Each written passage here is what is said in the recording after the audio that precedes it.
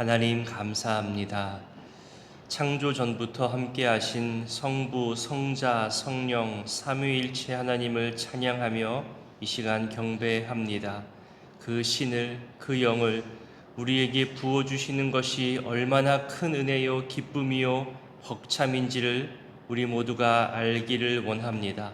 사람들의 죄와 타락에도 불구하고 우리를 사랑하시고 오래 참으시고 구원해 주시기 위해 예수 그리스도를 이 땅에 보내신 하나님의 구원 역사를 기억합니다. 십자가 고난과 죽음으로 그 피 흘림으로 우리 죄를 사하시고 죽으셨고 그리고 부활 승천하셨습니다. 그것으로 끝이 아니라 우리에게 보혜사 성령을 보내주겠다 약속하시고 그대로 이루어 주셨습니다. 우리에게 성령을 허락하시고 성령과 함께 살아가게 하시니 그 크신 은혜에 감사 영광 올려드립니다.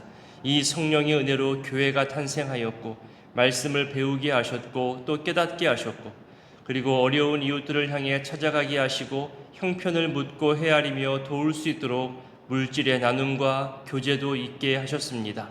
서로 모일 때마다 배고픈 이들을 돌아볼 줄 알게 하셨고 주의 죽으심을 기억하는 성찬을 행하게 하셨습니다. 그리고 기도하게 하셨습니다. 누군가는 말씀이 중요하다, 누군가는 교제와 나눔과 봉사와 헌금이 중요하다 말하기도 할 것이고 또 누군가는 어려운 이웃을 돌보고 구제하는 것, 또 성찬을 통해 주의 죽으심을 기억하는 것이 중요하다 말할 것이고 또 누군가는 기도하는 것이 중요하다 말하기도 할 것입니다. 모두 중요함을 알게 하옵소서.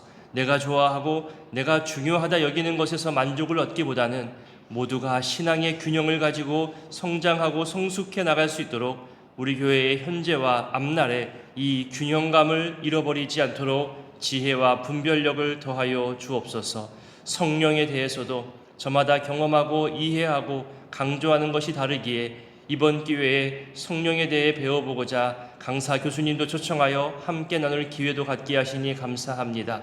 올바르게 알고 올바르게 말하며 올바르게 전하고 증거하는 좋은 밭이 되게 하시고 내가 좋아하는 말이 은혜가 되는 것이 아니라 은혜의 말을 내가 좋아하고 따라갈 수 있게 하옵소서. 하나님, 우리 자녀 세대들 역시 점점 더 다양한 시대 문화 속에서 여러 유혹 가운데 살아갈 텐데 이들이 신앙의 올바름을 배워가게 하시고 부모와 가정에서도 신앙을 지켜가는 몸부림이 있게 하옵소서. 일주일에 1시간 교회 보내는 것으로 교회 출석하는 것으로 신앙생활 다 했다 여기지 않게 하시고 매일매일의 시간 속에서 말씀이신 하나님과 교제하며 살아가는 습관을 갖게 하옵소서. 특별히 우리 자녀들 중에 모레 수능 시험을 치르는 수험생 자녀들이 있습니다. 두려움과 초조함에 지금까지 지켜왔던 평안과 균형이 깨어지지 않게 하시고 몸과 마음이 가장 건강하고 평안한 상태로 시험에 임할 수 있도록 그들에게 샬롬의 은총을 주옵소서. 집에서 그리고 조금 더 나아와 성전에서 주님을 기억하고 주님을 의지하는 마음을 드러내게 하시고 지금까지 준비한 것들 실수하지 않고 끝까지 풀어내어 후회와 아쉬움 갖지 않도록 함께하여 주옵소서. 이 새벽에도 주님께 여러 간구와 소망을 담아 일천번제와 또 감사의 예물로 올려드립니다. 매일매일 준비하여 직접 적어드리는 이 모든 간구와 감사의 마음 주님 받아 주시옵소서. 이제 말씀 앞으로 나아가고자 하오니 하나님, 성령 하나님께서 친히 말씀하여 주시고 말씀 앞에 우리를 세워 주옵소서. 함께 하실 성령님을 의지하오며 예수님 귀하신 이름으로 기도드립니다. 아멘. 오늘 말씀은 사도행전 1장부터 4장까지입니다. 사도행전은 성령의 역사로 탄생한 교회가 예루살렘으로부터 로마 전체로까지 확산되는 과정을 보여주고 있고 또 이방인들에게 예수님의 십자가 부활을 증거하고자 하는 목적을 가지고 있습니다. 성령 행전이라 부를 정도로 성령의 강력한 역사들에 대해 또 기록하고 있지요. 교회학교 성경 퀴즈 대회에서 거의 빠지지 않는 문제 중에 하나가 바로 이거잖아요. 사도행전의 기록자가 누구냐? 누가 사도행전을 기록했을까요? 말장난처럼 느껴지겠지만 바로 누가입니다. 누가복음을 기록한 다음 사도행전을 기록한 것인데 누가복음의 기록 범위에 대해서 먼저 말한 다음에 성령의 세례와 성령 강림을 언급하는 것으로 사도행전이 시작됩니다. 그 첫 부분 우리 1장 1절부터 5절까지를 함께 읽습니다. 데오빌로여, 내가 먼저 쓴 글에는 무릇 예수께서 행하시며 가르치시기를 시작하신부터 그가 택하신 사도들에게 성령으로 명하시고 승천하신 날까지 이를 기록하였노라.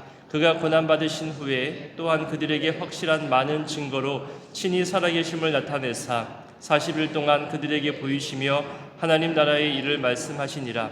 사도와 함께 모이사 그들에게 분부하여 이르시되 예루살렘을 떠나지 말고 내게서 들은 바 아버지께서 약속하신 것을 기다리라.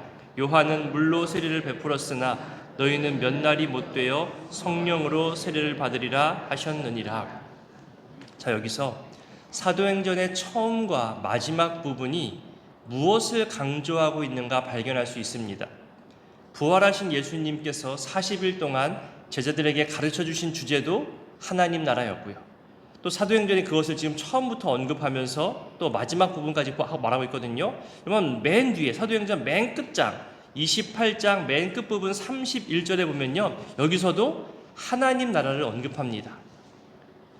또 1장 3절, 그러니까 1장 초반부와 맨 마지막이 하나님 나라 복음을 언급하면서 앞으로 사도행전의 전개 방향, 하나님의 구원 사역 방향이 바로 하나님 나라 복음의 확장이라는 것을 알려주는 의미로 이렇게 소개하고 있지요. 예수님께서 이 땅에 처음 오셨을 때에도 하나님 나라를 선포하셨죠. 그때에는 정말 몇몇 특별한 경우가 아니고서는 지리적으로는 팔레스틴 지역이 중심이었고 민족적으로는 이스라엘 민족이라고 하는 울타리 안에서 하나님 나라의 복음이 이해되었습니다. 하지만 예수님께서 십자가 고난을 당하시고 죽으시고 또 부활 승천하시면서 온 인류의 구속사역을 성취하셨잖아요. 이제 이후로는 하나님 나라의 복음이 팔레스틴 지역을 넘어가야만 했고요. 또 이스라엘 민족의 한계성을 넘어 세상 모든 민족과 백성들에게 전파되어야만 했습니다. 그것이 지상 명령이고 제자들이 해야 할 사명이었던 거죠. 하지만 예수님 부활 이후에도 제자들은 여전히 하나님 나라에 대해서 제대로 이해하지 못했습니다. 4절에서도 언급했지만 예루살렘을 떠나지 말라고 하신 이 말씀을 이스라엘의 회복에만 염두하고 하신 말씀이겠구나, 그렇게 작게 이해하거나 또 오해했던 거죠. 그래서 6절과 같은 질문이 나오고 바로 이어서 그 유명한 8절 선교 지상명령 말씀이 나온 겁니다. 우리 6절부터 8절까지도 읽어봅니다. 그들이 모였을 때에 예수께 여쭈어 이르시되 주께서 이스라엘 나라를 회복하심이 이때이니까 아님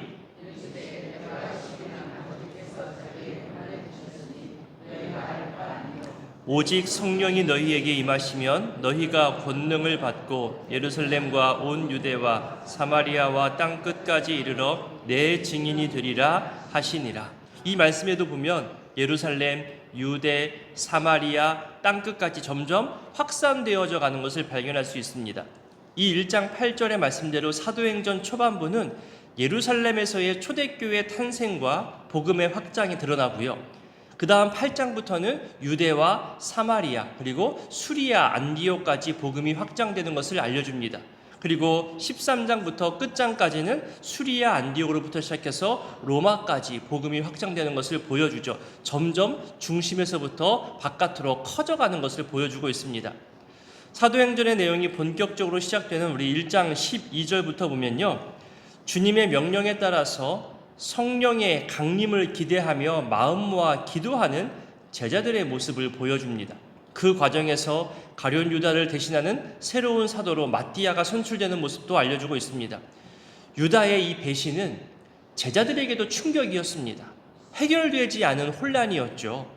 어째서 주님이 택하신 제자가 배반을 하고 죽음의 길로 가게 되었을까? 새로운 교회 공동체가 시작되기 전에 이 문제와 관련된 의문들이 해결되어는 것이 중요했습니다. 그래서 베드로는 시편을 근거로 해서 예언의 성취로 이것을 설명하죠. 그리고 그 예언대로 유다를 대신해서 사도의 직분을 대신할 새로운 사람을 선출할 것을 제안하는 겁니다. 본문을 볼까요? 우리 15절부터 20절까지를 좀 빨리 읽어보겠습니다. 모인 무리의 수가 약 120명이나 되더라. 그때 베드로가 그 형제들 가운데 일어서서 이르되 형제들아, 성령이 다윗의 입을 통하여 예수 잡는 자들의 길잡이가 된 유다를 가리켜 미리 말씀하신 성경이 응하였으니 마땅하도다. 이 사람은 본래 우리 수 가운데 참여하여 이 직무의 한 부분을 맡았던 자라. 이 사람의 불의의 삭스로 밭을 사고 후에 몸이 곤두박질하여 배가 터져 창자가 다 흘러나온지라. 이 일이 예루살렘의 모든 사람에게 알려져 그들의 말로는 그 밭을 아겔다마라 하니 이는 피밭이라. 시편에 기록하였으되 그의 거처를 황폐하게 하시며 거기 거하는 자가 없게 하소서 하였고, 또 일렀으되 그의 직분을 타인이 취하게 하소서 하였도다. 네. 그 선출 조건으로, 유다를 대신하여 다른 사람을 선출하는 조건으로 21절 22절 내용처럼 예수님과 우리와 함께 동행했던 사람으로 부활을 증언할 수 있는 사람이어야 된다고 말하잖아요. 그래서 두 사람 중에 한 명을 제비 뽑아 세웁니다. 그리고 끝절 우리 26절을 한번 읽어보겠습니다. 읽습니다. 제비 뽑아 맏대를 얻으니 그가 11사도의 수가 들어가니라. 제비를 뽑았죠. 실제 오늘날에도 후보자들이 많을 경우에 선거보다 제비를 뽑아 사람을 세우는 교회도 있습니다. 실제 제가 아는 목사님 중에서도요, 마지막에 제비를 뽑아서 청빙되어 목회하시는 분들도 있습니다. 제비 뽑기는 직접 선거를 하든 제비 뽑기를 하든 직접 선거를 하든 간에 중요한 것은 이것이 하나님의 뜻으로 여기고 믿느냐 이거거든요. 24절에 보면 그들이 기도하면서 사람의 마음을 아시는 주님이 직접 택하신 것으로 여기겠다 하는 거잖아요. 그대로 따릅니다. 이제 2장에 가면 오순절 성령 강림이라는 역사적 큰 사건이 나오죠. 제자들이 모여 기도하는 곳에 하늘로부터 급하고 강한 바람 같은 소리가 내려오고 또 각 사람에게 임하는 모습들로 묘사되고 있습니다. 우리 2장 1절부터 4절까지 읽어봅니다. 오순절 날이 이미 이르되 그들이 다 같이 한 곳에 모였더니 호련히 하늘로부터 급하고 강한 바람 같은 소리가 있어 그들이 앉은 온 집에 가득하며 마치 불의 혀처럼 갈라지는 것들이 그들에게 보여 각 사람의 위에 하나씩 임하여 있더니 그들이 다 성령의 충만함을 받고 아니라. 아멘. 이 사건 중에 방언의 모습을 보고 어떤 유대인들은 신비하다 여기고요, 또 어떤 유대인들은 조롱하면서 그들이 술에 취한 것뿐이라 말씀합니다. 14절부터 베드로의 오순절 설교와 또 회개하는 유대인들에 대해서 말합니다. 먼저 베드로는 이 오순절 성령 강림 사건에 대해서 설명하죠. 15절에 보면 너희 생각과 같이 술 취한 것이 아님을 말합니다. 오히려 이것은 구약 요엘의 예언에 따라서 성취된 것으로 설명하지요. 그러면서 유대인들이 죽인 예수가 바로 하나님의 아들이요 그리스도이심을 이 설교 가운데 선포합니다. 그리고 회개한 유대인들이 대거 나타나게 되고 초대교회의 움직임이 생겨나게 됩니다.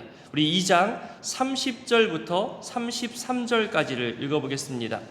그는 선지자라 하나님이 이미 맹세하사 그 자손 중에서 한 사람을 그 위에 앉게 하리라 하심을 알고 미리 본고로 그리스도의 부활을 말하되 그가 음부에 버림이 되지 않고 그의 육신이 썩음을 당하지 아니하시리라 하더니 이 예수를 하나님이 살리신지라 우리가 다 이 일의 증인이로다. 하나님이 오른손으로 예수를 높이심에 그가 약속하신 성령을 아버지께 받아서 너희가 보고 듣는 이것을 부어 주셨느니라.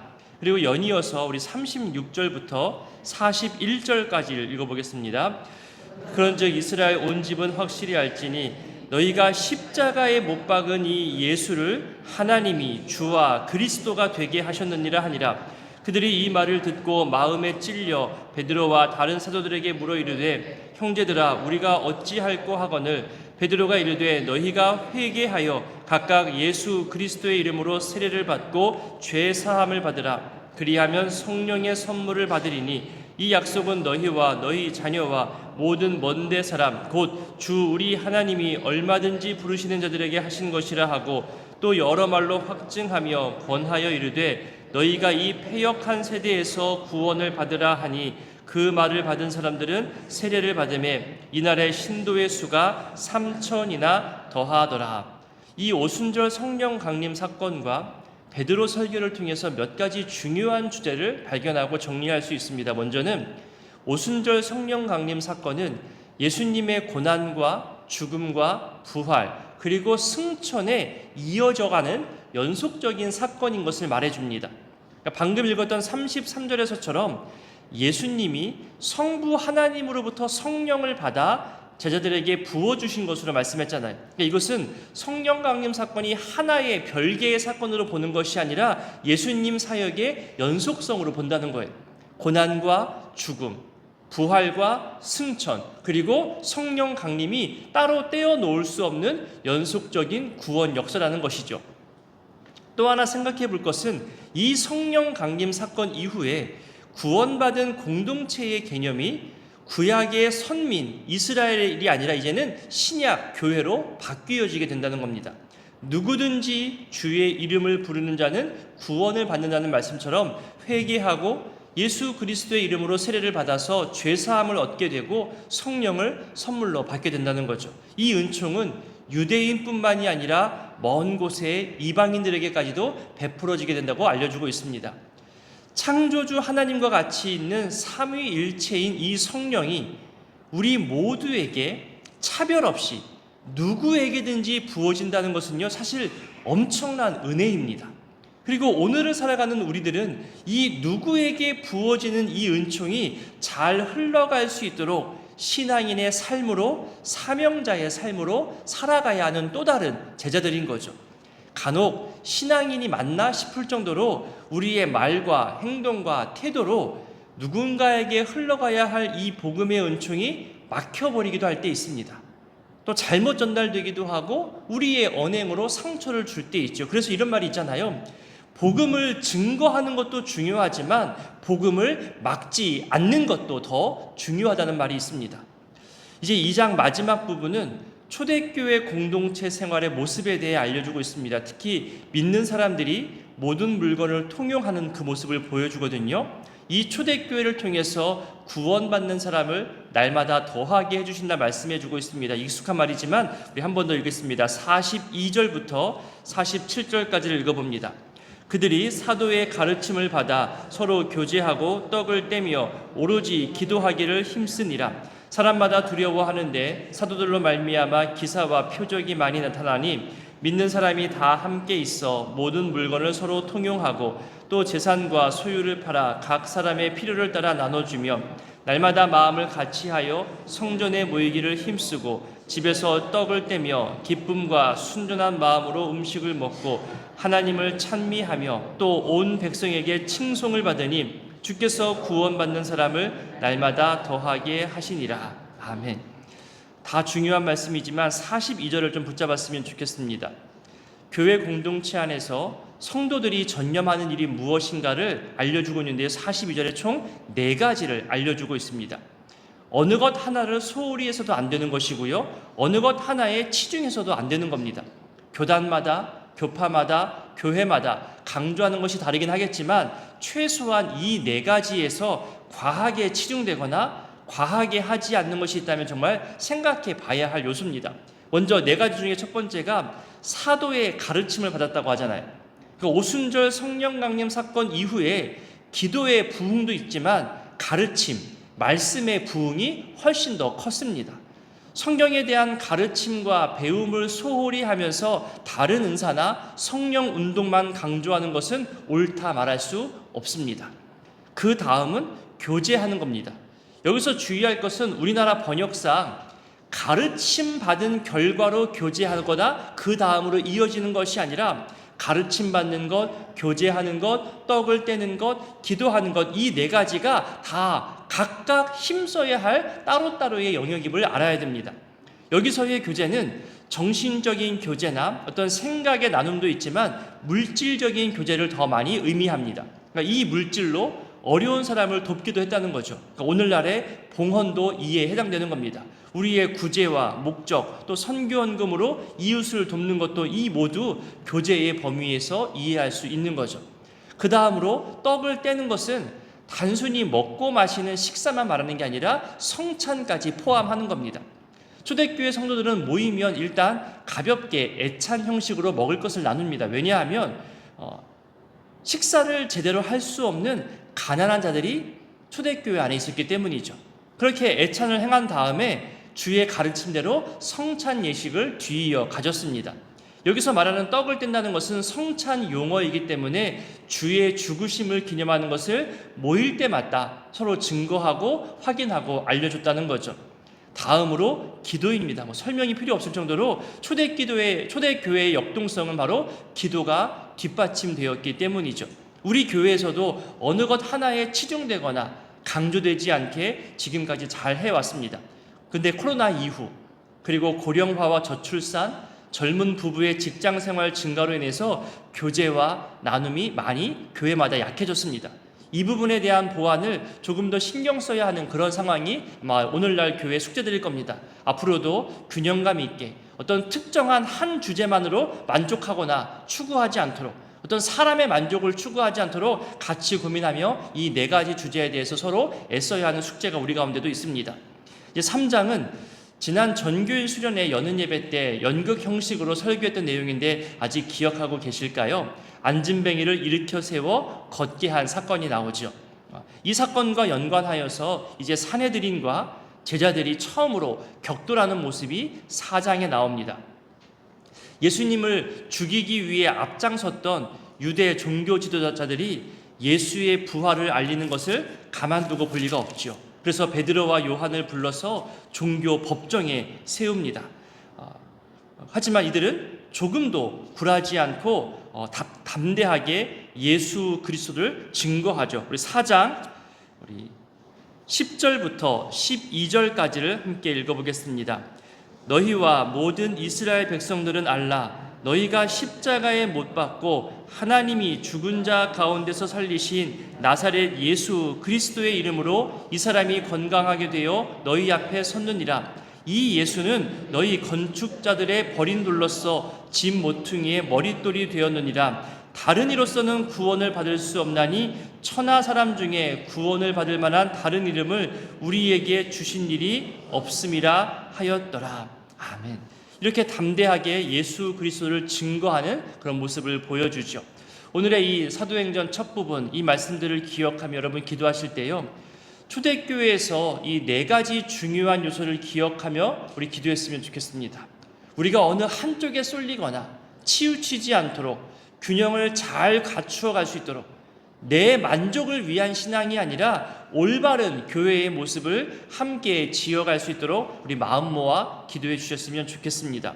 또한 우리가 성령의 사람이라는 것, 그리스도인으로서 마땅히 보이고 행할 담대한 믿음의 모습을 갖추어 살아갈 수 있도록 복음을 막는 사람이 아니라 복음을 전하고 흘러가게 하는 그런 성령의 사람 되기를 이 시간 함께 마음 모아 기도해 주시고, 우리 공동체 안에 마음이 연약한 사람, 몸이 힘든 사람, 그리고 모레 시험을 치르는 수능생을 위해서도 계속 기도해 주시기를 부탁드립니다. 함께 주기도문으로 기도합니다. 하늘에 계신 우리 아버지, 아버지의 이름을 거룩하게 하시며 아버지의 나라가 오게 하시며 아버지의 뜻이 하늘에서와 같이 땅에서도 이루어지게 하소서. 오늘 우리에게 일용할 양식을 주시고 우리가 우리에게 잘못한 사람을 용서하여 준 것 같이 우리 죄를 용서하여 주시고 우리를 시험에 빠지지 않게 하시고 악에서 구하소서. 나라와 권능과 영광이 영원히 아버지의 것입니다. 아멘. 1장. 데오빌로여, 내가 먼저 쓴 글에는 물은 예수께서 행하시며 가르치시기를 시작하심부터 그가 택하신 사도들에게 성령으로 명하시고 승천하신 날까지의 일을 기록하였노라. 그가 고난받으신 후에 또한 그들에게 확실한 많은 증거로 친히 살아계심을 나타내사 40일 동안 그들에게 보이시며 하나님 나라의 일을 말씀하시니라. 사도와 함께 모이사 그들에게 분보여 이르시되 예루살렘을 떠나지 말고 내게서 들은 바 아버지께서 약속하신 것을 기다리라. 요한은 물로 세례를 베풀었으나 너희는 몇 날이 못되어 성령으로 세례를 받으리라 하셨느니라. 그들이 모였을 때에 예수께 여쭈어 이르되 주께서 이스라엘 나라를 회복하심이 이때니까 하니 이르시되 때와 시기는 아버지께서 자기의 권한에 두셨으니 너희가 알 바 아니요 오직 성령이 너희에게 임하시면 너희가 권능을 받고 예루살렘과 온 유대와 사마리아와 땅끝까지 이르러 내 증인이 되리라 하시니라. 이 말씀을 마치시고 그들이 보는데 올려져 가시니 구름이 그를 가려 보이지 않게 하더라. 올라가실 때에 제자들이 자세히 하늘을 쳐다보고 있는데 흰 옷 입은 두 사람이 그들 곁에 서서 이르되 갈릴리 사람들아 어찌하여 서서 하늘을 쳐다보느냐 너희 가운데서 하늘로 올려지신 이 예수는 하늘로 가심을 본 그대로 오시리라 하였느니라. 제자들이 감난원이라 하는 산으로부터 예루살렘에 돌아오니 이 산은 예루살렘에서 가까워 안식일에 가기 알맞은 길이라. 들어가 그들이 유하는 다락방으로 올라가니 베드로, 요한, 야고보, 안드레와 빌립, 도마와 바돌로메, 마테아 및 알페오의 아들 야고보, 셀로신 시몬, 야고보의 아들 유다가 다 거기 있어 여자들과 예수의 어머니 마리아와 예수의 아우들과 더불어 마음을 같이하여 오로지 기도에 힘쓰더라. 모인 무리의 수가 약 120명이나 되더라. 그때 베드로가 그 형제들 가운데 일어서서 이르되 형제들아 성령이 다윗의 입을 통하여 예수 잡는 자들의 길잡이가 된 유다를 가리켜 미리 말씀하신 성경이 응하였으니 마땅하도다. 이 사람은 본래 우리 수 가운데 참여하여 이 직무의 한 부분을 맡았던 자라. 이 사람이 불의 삭스로 밭을 사고 후에 몸이 곤두박질하여 배가 터져 창자가 다 흘러나온지라. 이 일이 예루살렘에 사는 모든 사람에게 알려져 그들의 말로는 그 밭을 아겔다마라 하니 이는 피밭이라는 뜻이라. 시편에 기록하였으되 그의 거처를 황폐하게 하시며 거기 거하는 자가 없게 하소서 하였고 또 일렀으되 그의 직분을 타인이 취하게 하소서 하였도다. 이러함으로 요한의 세례로부터 우리 가운데서 올려져 가신 날까지 주 예수께서 우리 가운데 출입하실 때에 항상 우리와 함께 다니던 사람 중에 하나를 세워 우리와 더불어 예수께서 부활하심을 증언할 사람이 되게 하여야 하리라 하거늘 그들이 두 사람을 내세우니 하나는 바사바라고도 하고 별명은 유스도라고 하는 요셉이요 하나는 마띠아라. 그들이 기도하여 이르되 무사람의 마음을 아시는 주여 이 두 사람 중에 누가 주님께 택하신 바되어 봉사와 및 사도의 직무를 대신할 자인지를 보이시옵소서. 유다는 이 직무를 버리고 제 것으로 갔나이다 하고 제비 뽑아 마띠아를 얻으니 그가 11사도의 수에 들어가니라. 2장. 오순절 날이 이미 이름에 그들이 다 같이 한 곳에 모였더니 호련히 하늘로부터 급하고 강한 바람 같은 소리가 있어 그들이 앉은 온 집에 가득하며 마치 불의 혀처럼 갈라지는 것들이 그들에게 보여 각 사람 위에 하나씩 임하여 있더니 그들이 다 성령의 충만함을 받고 성령이 말하게 하심을 따라 다른 언어들로 말하기를 시작하니라. 그때 경건한 유대인들이 천하 각국으로부터 와서 예루살렘에 머물러 있더니 이 소리가 남에 큰 무리가 모여 각각 자기의 방언으로 제자들이 말하는 것을 듣고 소동하여 다 놀라 신기하게 여겨 이르되 보라 이 말하는 사람들이 다 갈릴리 사람이 아니냐. 우리가 우리 각 사람이 난 곳 방언으로 듣게 되는 것이 어찌됨이냐. 우리는 바데인과 메데인과 엘람인과 또 메소보다미아, 유대와 갑바도기와 본도와 아시아, 부르기아와 밤빌리아, 애국과 및 구레네에 가까운 리비아 여러 지방에 사는 사람들과 로마로부터 온 나그네 곧 유대인과 유대교에 들어온 사람들과 그레데인과 아라비아인들이라. 우리가 다 우리의 각 언어로 하나님의 큰 일을 말함을 듣는도다 하고 다 놀라며 당황하여 서로 이르되 이 어찌된 일이냐 하며 또 어떤 이들은 조롱하여 이르되 그들이 새술에 취하였다 하더라. 베드로가 11사도와 함께 서서 소리를 높여 이르되 유대인들과 예루살렘에 사는 모든 사람들아 이 일을 너희로 알게 할 것이니 내 말에 귀를 기울이라. 때가 제3시니 너희 생각과 같이 이 사람들이 취한 것이 아니라 이는 곧 선지자 요엘을 통하여 말씀하신 것이니 일렀을 때 하나님이 말씀하시기를 말세에 내가 내 영을 모든 육체에 부어주리니 너희의 자녀들은 예언할 것이요 너희의 젊은이들은 환상을 보고 너희의 늙은이들은 꿈을 꾸리라. 그때 내가 내 영을 내 남종과 여종들에게 부어주리니 그들이 예언할 것이요 또 내가 위로 하늘에서는 기사를 아래로 땅에서는 징조를 베풀리니 곧 피와 불과 연기로다. 주의 크고 영화로운 날이 이르기 전에 해가 변하여 어두워지고 달이 변하여 피가 되리라. 누구든지 주의 이름을 부르는 자는 구원을 받으리라 하였느니라. 이스라엘 사람들아 이 말을 들으라. 너희도 아는 바와 같이 하나님께서 나사렛 예수로 큰 권능과 기사와 표적을 너희 가운데서 베푸사 너희 앞에서 그를 증언하셨느니라. 그가 하나님께서 정하신 뜻과 미리 아신 대로 내준 바 되었거늘 너희가 법 없는 자들의 손을 빌려 못 박아 죽였으나 하나님께서 그를 사망의 고통에서 풀어 살리셨으니 이는 그가 사망에 매여 있을 수 없었음이라.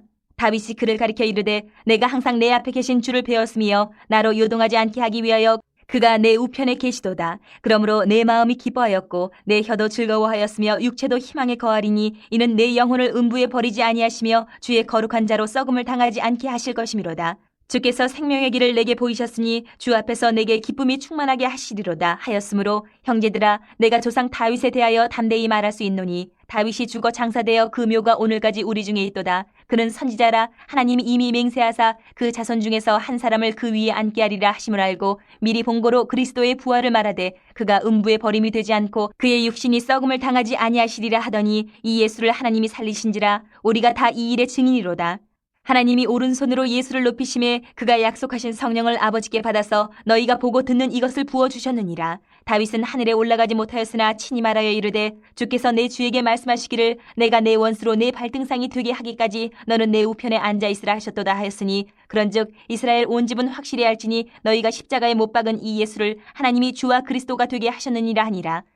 그들이 이 말을 듣고 마음에 찔려 베드로와 다른 사도들에게 물어 이르되 형제들아 우리가 어찌할꼬 하거늘 베드로가 이르되 너희가 회개하여 각각 예수 그리스도의 이름으로 세례를 받고 죄 사함을 받으라. 그리하면 성령의 선물을 받으리니 이 약속은 너희와 너희 자녀와 모든 먼데 사람 곧 주 우리 하나님이 얼마든지 부르시는 자들에게 하신 것이라 하고 또 여러 말로 확증하며 권하여 이르되 너희가 이 패역한 세대에서 구원을 받으라 하니 그 말을 받은 사람들은 세례를 받음에 이날의 신도의 수가 3,000이나 더하더라. 그들이 사도의 가르침을 받아 서로 교제하고 떡을 떼며 오로지 기도하기를 힘쓰니라.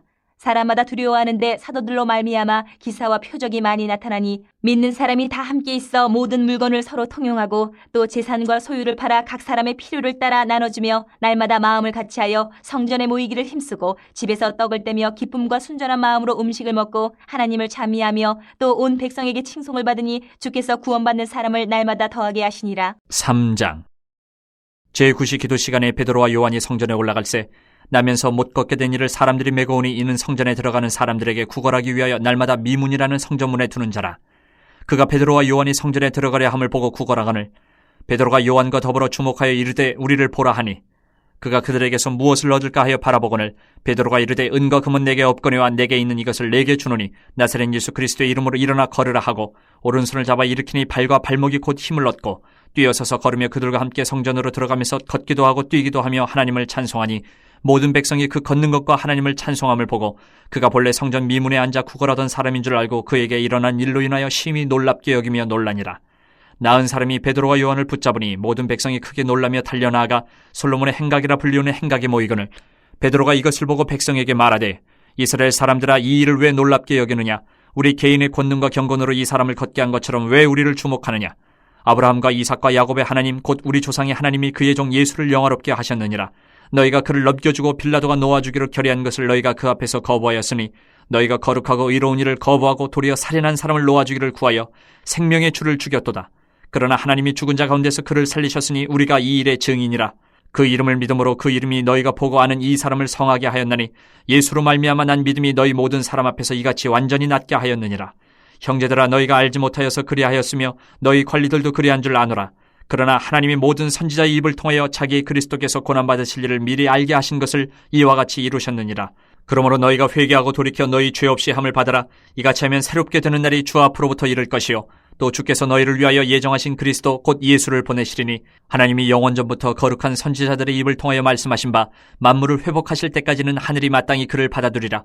모세가 말하되 주 하나님이 너희를 위하여 너희 형제 가운데서 나 같은 선지자 하나를 세울 것이니 너희가 무엇이든지 그의 모든 말을 들을 것이라. 누구든지 그 선지자의 말을 듣지 아니하는 자는 백성 중에서 멸망받으리라 하였고 또한 사무엘 때부터 이어 말한 모든 선지자도 이 때를 가리켜 말하였느니라. 너희는 선지자들의 자손이요 또 하나님이 너희 조상과 더불어 세우신 언약의 자손이라. 아브라함에게 이르시기를 땅 위의 모든 족속이 너희 씨로 말미암아 복을 받으리라 하셨으니 하나님이 그 종을 세워 복 주시려고 너희에게 먼저 보내사 너희로 하여금 돌이켜 각각 그 악함을 버리게 하셨느니라. 4장 사도들이 백성에게 말할 때에 제사장들과 성전 맡은 자와 사두개인들이 이르러 예수 안에 죽은 자의 부활이 있다고 백성을 가르치고 전염을 싫어하여 그들을 잡음에 날이 이미 저물었으므로 이튿날까지 가두었으나 말씀을 들은 사람 중에 믿는 자가 많으니 남자의 수가 약 5,000이나 되었더라. 이튿날 관리들과 장로들과 서기관들이 예루살렘에 모였는데 대제사장 안나스와 가야바와 요한과 알렉산더와 및 대제사장의 문중이 다 참여하여 사도들을 가운데 세우고 묻되 너희가 무슨 권세와 누구의 이름으로 이 일을 행하였느냐? 이에 베드로가 성령이 충만하여 이르되 백성의 관리들과 장로들아 만일 병자에게 행한 착한 일에 대하여 이 사람이 어떻게 구원을 받았느냐고 오늘 우리에게 질문한다면 너희와 모든 이스라엘 백성들은 알라. 너희가 십자가에 못 박고 하나님이 죽은 자 가운데서 살리신 나사렛 예수 그리스도의 이름으로 이 사람이 건강하게 되어 너희 앞에 섰느니라. 이 예수는 너희 건축자들의 버린 돌로서 집 모퉁이의 머릿돌이 되었느니라. 다른 이로서는 구원을 받을 수 없나니 천하 사람 중에 구원을 받을 만한 다른 이름을 우리에게 주신 일이 없음이라 하였더라. 그들이 베드로와 요한이 담대하게 말함을 보고 그들을 본래 학문 없는 범인으로 알았다가 이상히 여기며 또 전에 예수와 함께 있던 줄도 알고 또 병 나은 사람이 그들과 함께 서 있는 것을 보고 비난할 말이 없는지라 명하여 공회에서 나가라 하고 서로 의논하여 이르되 이 사람들을 어떻게 할까? 그들로 말미암아 유명한 표적 나타난 것이 예루살렘에 사는 모든 사람에게 알려졌으니 우리도 부인할 수 없는지라. 이것이 민간에 더 퍼지지 못하게 그들을 위협하여 이후에는 이 이름으로 아무에게도 말하지 말게 하자 하고 그들을 불러 경고하여 도무지 예수의 이름으로 말하지도 말고 가르치지도 말라 하니 베드로와 요한이 대답하여 이르되 하나님의 앞에서 너희의 말을 듣는 것이 하나님의 말씀을 듣는 것보다 옳은가 판단하라. 우리는 보고 들은 것을 말하지 아니할 수 없다 하니 관리들이 백성들 때문에 그들을 어떻게 처벌할지 방법을 찾지 못하고 다시 위협하여 놓아주었으니 이는 모든 사람이 그 된 일을 보고 하나님께 영광을 돌림이라. 이 표적으로 병나은 사람은 40여세나 되었더라. 사도들이 노임에 그 동료에게 가서 제사장들과 장로들의 말을 다 알리니 그들이 듣고 한마음으로 하나님께 소리를 높여 이르되 대주제여 천지와 바다와 그 가운데 만물을 지으신 이시오.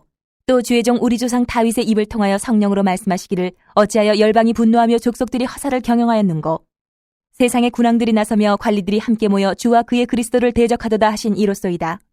과연 헤롯과 본디오 빌라도는 이방인과 이스라엘 백성과 합세하여 하나님께서 기름 부으신 거룩한 종 예수를 거슬러 하나님의 권능과 뜻대로 이루려고 예정하신 그것을 행하려고 이 성에 모였나이다. 주여, 이제도 그들의 위협함을 굽어보시옵고 또 종들로 하여금 담대히 하나님의 말씀을 전하게 하여 주시오며 손을 내밀어 병을 낫게 하시옵고 표적과 기사가 거룩한 종 예수의 이름으로 이루어지게 하옵소서 하더라.